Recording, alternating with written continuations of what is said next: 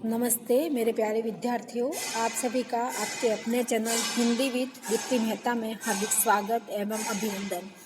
जैसा कि हम कक्षा 9th की कृतिका पाठ्य पुस्तक के अंतर्गत 3 पाठ हमने पढ़ लिए थे। अब हम चौथे पाठ की तरफ अग्रसर हो रहे हैं, माटी वाली। यह एक कहानी विधा का पाठ है जिनके लेखक है विद्यासागर नौटियाल। ये पूर्व विधायक भी रह चुके हैं और विद्यासागर नौटियाल ने माटी वाली जो कहानी है वह एक टिहरी शहर की कहानी है, जिसके अंतर्गत बांध के रास्ते से आने के कारण वह डूब गया था और वहाँ से लोगों को विस्थापन करना पड़ा था, वह शहर छोड़ना पड़ा था या टिहरी शहर से लोगों को विस्थापन करना पड़ा था। तो विस्थापन के दर्द की ये कहानी यहाँ पर उन्होंने लिखी है। सबसे पहले हम विद्यासागर नौटियाल का जीवन परिचय देख लेते हैं। आपका जन्म 20 सितंबर 1933 को टिहरी के माली देवल गांव में हुआ था। टिहरी कहाँ आता है? उत्तरांचल में आता है टिहरी। आपके पिता का नाम नारायण दत्त था, माता का नाम रत्ना था। आगे अपन देख लेते हैं। इनका देहांत 18 फरवरी 2012 को हुआ था। 2012 बेंगलुरु में शनिवार के दिन। यह समसामयिक कथा लेखक है और इनकी कुछ कृतियां हैं जिसमें कहानी संग्रह है, टिहरी की कहानियां और सुच्ची डोर। टिहरी की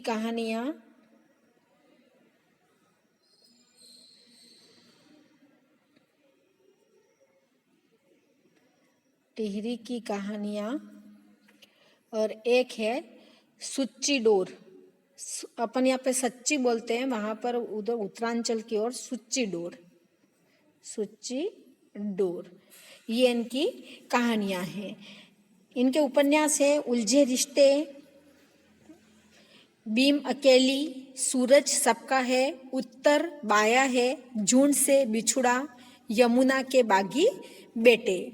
और इनके एक आत्मकथ्य है मोहन गाता जाएगा। ये तो है विद्यासागर नौटियाल का जीवन परिचय। अब हम आगे बढ़ते हैं हमारे पाठ की तरफ, माटी वाली। शहर के सेमल का तप्पड़ मोहल्ले की ओर बने आखिरी घर की खोली में पहुंचकर उसने दोनों हाथों की मदद से अपने सिर पर धरा बोझा नीचे उतारा। तप्पड़ मोहल्ला है ना, कौन सा मोहल्ला? तप्पड़ मोहल्ला, याद रखना है। मिट्टी से भरा एक कट्टर मतलब कनस्तर माटी वाली। टिहरी शहर में शायद ऐसा कोई घर नहीं होगा जिसे वह न जानते हो या जहां उसे न जानते हो। किसको? माटी वाली को। घर के कुल निवासी बरसों से वहां रहते आ रहे हैं, किराएदार, उनके बच्चे तलक। घर में लाल मिट्टी देते रहने के उस काम को करने वाली वह अकेली है। कौन सी? लाल मिट्टी देने के लिए उसका कोई प्रतिद्वंदी नहीं है।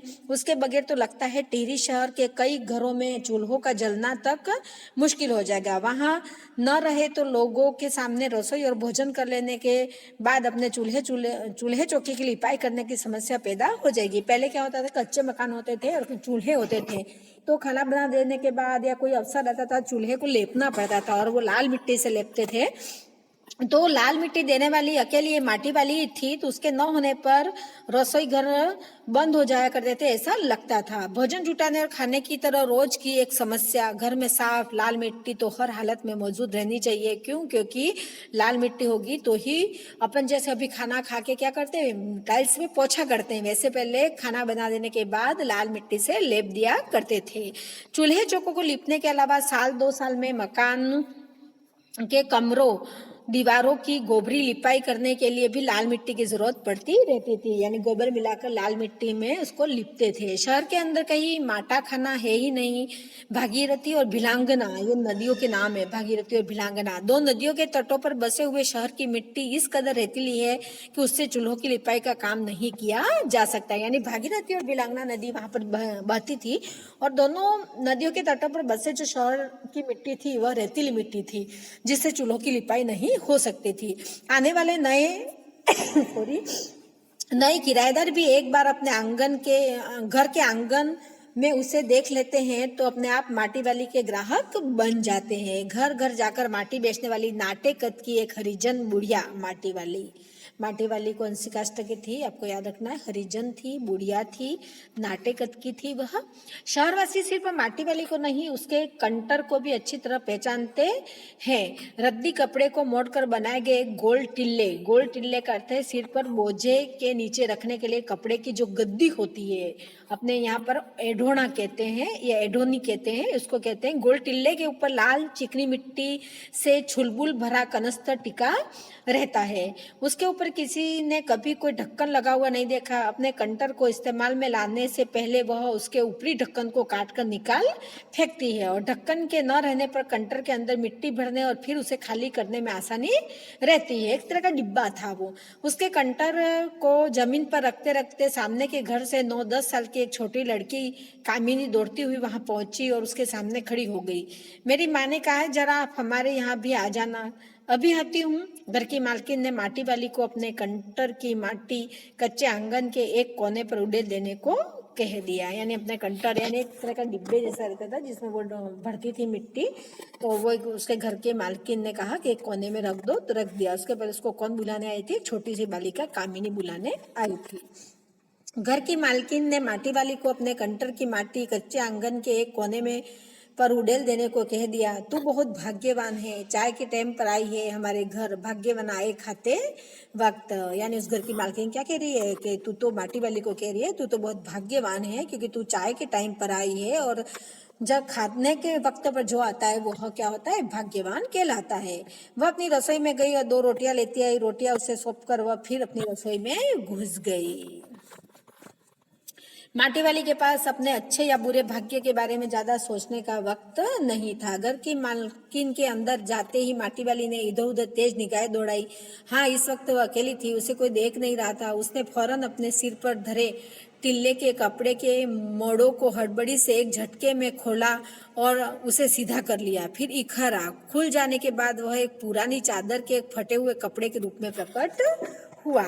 यानी जो ढोणी थी वह टिल्ला, जिसको यहाँ पे टिल्ला कहते हैं, टिल्ला जिसको उसने फटाफट से खोल दिया। खोलकर जब उसको पूरा खोल दिया तो वह एक फटी चादर के रूप में प्रकट हुआ। मालकिन के बाहर आंगन में निकलने से पहले उसने चुपके से अपने हाथ में थामी 2 रोटियों में से एक रोटी को मोड़ा और उसे कपड़े पर लपेट कर गांठ बांध दी। यानी उसके अंतर्गत एक रोटी उसने छिपा दी। साथ ही अपना मुंह यूं ही चलाकर खाने का दिखावा करने लगी। घर की मालकिन पीतल के एक गिलास में चाय लेकर लौटी। उसने वह गिलास बुढ़िया के पास जमीन पर रख दिया। ले सदा बासी साग कुछ है नहीं, अभी इसी चाय के साथ निगल जा। मालकिन क्या कहती है? कोई सड़ा या बासी सब्जी कोई बची नहीं है, इसलिए तुम इस चाय के साथ रोटी को निगल जाओ, मतलब खा लो। माटी वाली ने खुले कपड़े के एक छोर से पूरी गोलाई में पकड़कर पीतल का वह गर्म गिलास हाथ में उठा लिया। अपने होठों से गिलास के किनारे को छुआने से पहले शुरू में उसने उसके अंदर रखी गर्म चाय को ठंडा करने के लिए सू करके उस पर लंबी लंबी फूके मारी। तब रोटी के टुकड़े को चबाते हुए धीरे धीरे चाय सुड़कने लगी। चाय तो बहुत अच्छा साग हो जाती है ठकुराइन जी। वो क्या कहे माटी वाली कि चाय तो बहुत अच्छा साग बन जाती है। भूख तो अपने में एक साग होती है। भूख मीठी की भोजन मीठा। यानी भूख यहाँ पर माटी वाली कह रही है कि भूख लगे तब कुछ भी खा लो। यानी भूख तो अपने आप में एक साग होती है बुढ़िया। भूख मीठी की भोजन मीठा। कौन कह रहा है? वो ठकुराइन कह रही है। तुमने चाय तो बहुत अच्छा साग हो जाती है ठकुराइन जी, ये तो कहती है वो हो माटी वाली। और भूख तो अपने आप में एक साग होती है बुढ़िया, भूख मीठी तो भोजन मीठा। ये कौन कह रहा है? ठकुराइन कह रही है। तुमने अभी तक पीतल के गिलास संभाल कर रखे हैं, पूरे बाजार में और किसी घर में अब नहीं मिल सकते ये गिलास। इसके खरीदार कई बार हमारे घर के चक्कर काट कर लौट गए। पुरखों की गाड़ी कमाई में हासिल की गई चीजों को हराम के भाव बेचने को मेरा दिल गवाही नहीं देता। हमें क्या मालूम कैसी तंगी के दिनों में अपनी जीभ पर कोई स्वादिष्ट चटपटी चीज रखने के बजाय मन महसूस कर 2-2 पैसे जमा करते रहने के बाद खरीदी होगी। उन्होंने ये तमाम चीज़ें जिनकी हमारे लोगों की नज़रों में अब कोई कीमत नहीं रह गई। बाजार में जाकर पीतल का भाव पूछो जरा, दाम सुनकर दिमाग चकराने लगता है। और ये व्यापारी हमारे घरों से हराम के भाव इकट्ठा कर ले जाते हैं। तमाम बर्तन भांडे कांसे के बर्तन भी गायब हो गए सब घरों से। इतनी लंबी बात नहीं सोचते बाकी लोग। अब जिस घर में जाओ वहाँ या तो स्टील के भांडे दिखाई देते हैं या फिर कांच और चीनी के मिट्टी के। अपनी चीज का मोह बहुत बुरा होता है। मैं तो सोचकर पागल हो जाती हूँ कि अब इस उम्र में इस शहर को छोड़कर हम जाएंगे कहाँ। ठकुराइन जी तो जमीन जायदादों के मालिक हैं, वे तो कहीं ना कहीं ठिकाने पर जाएंगे ही। पर मैं सोचती हूँ मेरा क्या होगा, मेरी तरफ देखने वाला तो कोई भी नहीं। ये कौन कह रहा है? माटी वाली। चाय खत्म कर माटी वाली ने एक हाथ में अपना कपड़ा उठाया और दूसरे में खाली कंटर और खोली के से बाहर निकलकर सामने के घर में चली गई। कौन चली गई? माटी वाली। उस घर में भी कल हर हालत में मिट्टी ले आने के आदेश के साथ उसे 2 रोटियां मिल गई। उसे भी उसने अपने कपड़े के एक दूसरे छोर में बांध लिया। लोग जाने तो जाने कि ये रोटियां अपने बुढ़े के लिए ले जा रही है। उसके घर पहुंचते ही अशक्त बुढ़ा कातर नजरों से उसकी ओर देखने लगता है। वह घर में रसोई बनने का इंतजार करने लगता है। आज वह घर पहुंचते ही 3 रोटियां अपने बुढ़े के हवाले कर देगी। रोटियों को देखते ही चेहरा खिल उठेगा बुढ़े का। कौन सोच रहा है? माटी वाली सोच रही है। साथ में ऐसा भी बोल देगी, साग तो कुछ है ही नहीं अभी। और तब उसे जवाब सुनाई देगा, भूख मिट्टी की भोजन मीठा। उसका गांव शहर के पास इतना पास भी नहीं, कितना ही तेज चलो फिर भी घर पहुंचने में 1 घंटा तो लग ही जाता है। यानी माटी वाली पैदल चल के अपने गांव को जाती है। रोज सुबह निकल जाती वह अपने घर से। पूरा दिन माटा खाना में मिट्टी खोदने फिर विभिन्न स्थानों से फैले घरों तक उसे ढोने में बीत जाता। घर पहुंचने से पहले रात गिनने लगती। उसके पास अपना कोई खेत नहीं, जमीन का एक टुकड़ा भी नहीं। यानी माटी वाली के पास कुछ भी नहीं था जिससे वह गुजारा करती है। गांव के एक ठाकुर की जमीन पर खड़ी है। उसकी जमीन पर रहने की एवज में उसे भले आदमी के घर पर भी माटी वाली को कई तरह के कामों की बेगार करनी होती है। नहीं, आज वह एक गठरी में बदल गए अपने बुढ़े को कोरी रोटियां नहीं देगी। माटी बेचने से हुई आमदनी से उसने एक पाव प्याज खरीद लिया। प्याज को कूट कर वो उसे जल्दी जल्दी तल देगी और बुढ़े को पहले रोटियां दिखाएगी ही नहीं, सब्जी तैयार होते ही परोस देगी उसके सामने 2 रोटियां। ये सोच रही है। अब 2 रोटियां भी नहीं खा सकता, एक ही रोटी खा पाएगा या हद से हद 1.5। अब उसे ज्यादा नहीं पछता। बाकी बची 1.5 रोटियां माटी वाली अपना काम चला लेगी। 1 रोटी तो उसके पेट में पहले ही जमा हो चुकी है। मन में यह सब सोचती हिसाब लगाती है वह अपने घर पर पहुंच गई। उसके बुढ़े को अब रोटी की कोई जरूरत नहीं रह गई। माटी वाली के पावों की आहट सुनकर हमेशा की तरह आज वह चौंका नहीं। उसने अपनी नजरें उसकी ओर नहीं घुमाई। घबराई हुई माटी वाली ने उसे छूकर देखा वह अपनी माटी को छोड़कर जा चुका था। यानी वह मर चुका था बुढ़ा। टिहरी बांध पुनर्वास के साहब ने उससे पूछा कि वह रहती कहाँ है। टिहरी बांध पुनर्वास में एक जो साहब थे उसने पूछा कि वह रहती कहाँ है। तुम तहसील से अपने घर का प्रमाण पत्र ले आना। मेरी जिंदगी तो इस शहर के तमाम घरों में माटी देते गुजर गई साहब। माटी वाली कहती है, माटी कहाँ से लाती हो? माटा खाना से लाती हूँ माटी। वह माटा खाना चढ़ी है तेरे नाम? अगर है तो हम तेरा नाम लिख देते हैं। माटा खाना तो मेरी रोजी है साहब। बुढ़िया, हमें जमीन का कागज चाहिए, रोजी का नहीं। कौन कहता है? टिहरी बांध के वहाँ जो अफसर है वो। बांध बनने के बाद में क्या खाऊंगी साहब? वो कह रही है कि साहब जब बांध बन जाएगा तो मैं क्या खाऊंगी, क्योंकि मैं यहाँ से मिट्टी नहीं ले जा पाऊंगी घरों में, तो मेरा पैसा आना बंद हो जाएगा। इस बात का फैसला तो हम नहीं कर सकते, इस बात तो तुझे खुद ही तय करनी पड़ेगी। टिहरी बांध की 2 सुरंगों को बंद कर दिया गया है। टिहरी बांध की 2 सुरंगों को क्या कर दिया है? बंद कर दिया है। शहर में पानी भरने लगा है। शहर में आपाधापी मची है। शहरवासी अपने घरों को छोड़कर वहां से भागने लगे हैं। पानी भर जाने से सबसे पहले कुल शमशान घाट डूब गए हैं। अब बांध के सुरंगों को बंद कर दिया तो सब जगह क्या हो गया? शहर में पानी भर गया और सब जगह डूबने लग गई है। माटी वाली अपनी झोपड़ी के बाहर बैठी है। ये देखो, ये माटी वाली बुढ़िया है, ये झोपड़ी के बाहर बैठी है। ये इस मटके में वो क्या लाती थी? माटी लाती थी भर के।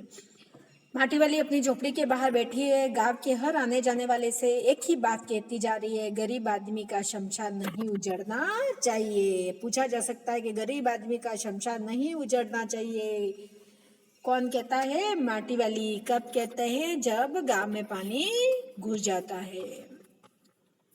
यहाँ पर ये समाप्त हो जाता है। यानी कुल मिला के ये बात है कि जब टिहरी शहर पानी में जब डूबने लग जाता है तो उस विस्थापन का जो दर्द है उसको सताए जा रहा है कि अब वो कहाँ जाएगी, क्या खाएगी, कैसे खाएगी, क्योंकि वह क्या करती है, वो एक माटी वाली है। माटी बेचकर माटे खाने से अपनी रोजी रोटी चलाती है और अपने बुढ़े को यानी पति को भी खिलाती है, वो भी खाती है। पर यहाँ पर क्या हो गया कि बुढ़ा मर चुका है तो अब वो अकेली कहाँ जाएगी। वो मालकिन के बारे में कहती है कि मालकिन तो कहीं पर भी चली जाएगी और वो तो खा लेगी, रह लेगी, पर मेरे तो माटी बेचने का जो स्थान है वही अगर पानी में डूब जाएगा तो मैं क्या खाऊंगी, कहाँ रहूंगी, कैसे करूंगी, इस सोच में माटी वाली डूबी हुई है। तो कुल मिलाकर यहाँ पर विस्थापन का दर्द प्रकट किया है विद्यासागर नौटियाल ने। टिहरी सड़का के बांध के रास्ते जब बंद कर दिए जाते हैं पानी निकलने के, तो पूरा पानी जब शहर में घुस जाता है तब एक माटी वाली क्या सोचती है उसको यहाँ पर कवि ने लेखनीबद्ध कर दिया है। आपको ये पाठ अच्छे से समझ में आ गया होगा। अगर पूछा जाएगा तो एक ही तरह का प्रश्न पूछा जा सकता है कि माटी वाली कहानी जो विधा है वो कौन से शहर से संबंधित है, तो टिहरी शहर से संबंधित है।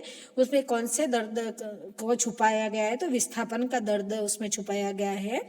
और उसमें कौन सी दो नदियों के बारे में बताया गया है, तो दो नदियां आपको बताई थी, भिलांगना नदी बताई थी और भागीरथी नदी के बारे में इसमें बताया गया कि वहाँ की जमीन कैसी थी, लिपने लायक नहीं थी। और माटी वाली कौन से कलर की मिट्टी जो बेचा करती थी, तो लाल कलर की मिट्टी बेचा करती थी। वह अपने टल्ले में क्या छुपा के ले गई थी, तो रोटी छुपा के ले गई थी। किसके लिए छुपा के ले गई थी, तो अपने बुड्ढे के लिए छुपा के ले गई थी। उसने चाय कौन से बर्तन में पी थी, तो किसमें, पीतल के ग्लास में। बस यही प्रश्न इसमें बन सकते हैं, इसके अलावा कोई प्रश्न इस पाठ से बनेंगे नहीं। आपको यह पाठ अच्छे से समझ में आया हो तो आप मेरे वीडियो को ज़्यादा से ज़्यादा लाइक करें, मेरे चैनल को सब्सक्राइब करें, वीडियो को शेयर करें। जय हिंद, जय भारत।